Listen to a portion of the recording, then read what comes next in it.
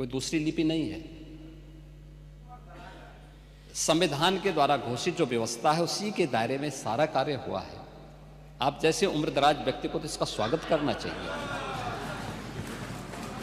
इसका स्वागत करना चाहिए। ओह, मैं इसीलिए कह रहा हूं, देवनागरी ही लिपि है और उसी दायरे में सारा कार्य हुआ है। और इसीलिए मैं आपके संज्ञान में लाना चाहूंगा कि ये जो कार्य है, इस कार्य के साथ हमें उसी सकारात्मक भाव के साथ जुड़ना चाहिए। मैं आपके विरोध को कभी उसका न मैं उपहास उड़ाता हूं, न मैं उसको बहुत उसके साथ जोड़ता हूं, क्योंकि मैं जानता हूं आपकी आदतों को, मुझे मालूम है। आप लोगों के बारे में एक मान्यता ये भी है, मजबूरी भी है, और आपके बारे में मान्यता भी है कि आज के समाजवादियों के बारे में, कि जिस थाली में खाते हैं उसमें छेद करके फिर जाते हैं। और ये जो आप लोगों के बारे में मान्यता है, उसी के बारे में मैं आपसे कहना चाहूंगा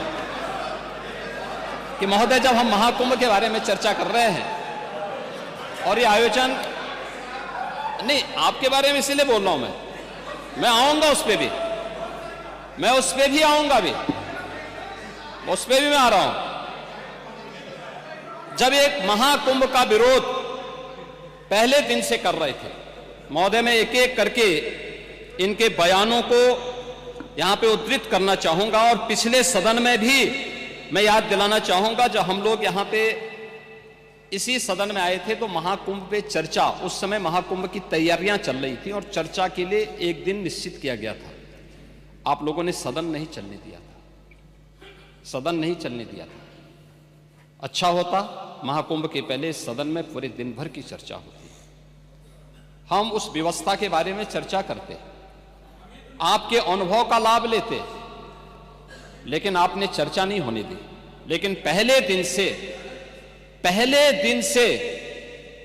ये चर्चा, पहले दिन से ये अफवाह और इस प्रकार का दुष्प्रचार आपके द्वारा निरंतर होता रहा। आप याद करिए, समाजवादी पार्टी के राष्ट्रीय अध्यक्ष ने महाकुंभ आयोजन के पहले इस बारे में कहना शुरू किया कि साहब, इतना पैसा और इतना विस्तार देने की आवश्यकता क्या है। उनका बयान कि हमारी सरकार से अपील है कि बहुत सारे बुजुर्ग जो 65 साल से ऊपर और 70 साल से ऊपर के लोग हैं, स्नान नहीं कर पाए। उसके बाद फिर उनके बयान आए